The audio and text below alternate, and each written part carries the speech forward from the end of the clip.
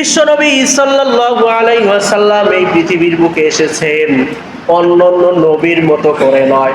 বিশ্বনবী সাল্লাল্লাহু আলাইহি সাল্লামকে আল্লাহ রাব্বুল আলামিন একাধিক মর্যাদা দিয়ে এই পৃথিবীর বুকে পাঠিয়েছিলেন। তার মধ্যে প্রথম হলো প্রত্যেকটা নবীকে আল্লাহ নিজ নিজ গোত্রের জন্য পাঠিয়েছিলেন, নির্দিষ্ট একটা ভূখণ্ডের জন্য পাঠিয়েছিলেন প্রত্যেকটা নবীকে। কিন্তু আমার নবীকে কোনো নির্দিষ্ট ভূখণ্ডের জন্য পাঠান নাই, নির্দিষ্ট কোনো স্থানের নবী হিসাবে আল্লাহ তাআলা তাকে পাঠান নাই।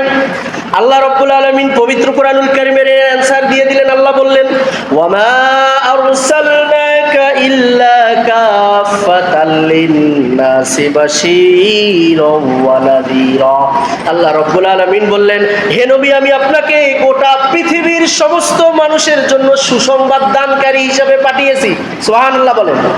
ইল্লা কাফাতাল লিন্নাস, সমস্ত পৃথিবীর মানুষের জন্য আমি আল্লাহ তোমাকে সুসংবাদ দানকারী হিসাবে পাঠিয়ে দিয়েছি। জোরে বলেন সুবহানাল্লাহ। এবং ওয়া নাযীরা, সমস্ত মানুষের জন্য পথ প্রদর্শক হিসাবে পাঠিয়েছি।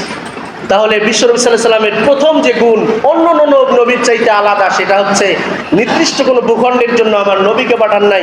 আমার নবী সৌদি আরবের সেই মক্কায় জন্মগ্রহণ করলেও ওই দেশের নবী হিসেবে আল্লাহ পাঠালেন। সমস্ত পৃথিবীর জন্য আমাদের নবীকে আল্লাহ রাব্বুল আলামিন পাঠিয়ে দিলেন। জোরে বলেন সুবহানাল্লাহ।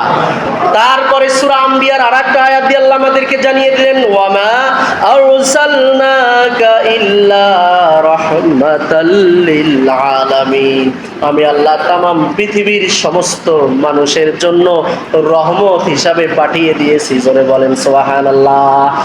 তাহলে পৃথিবীর সমস্ত মানুষের জন্য আমার নবীকে আল্লাহ কি হিসাবে পাঠিয়ে দিলেন?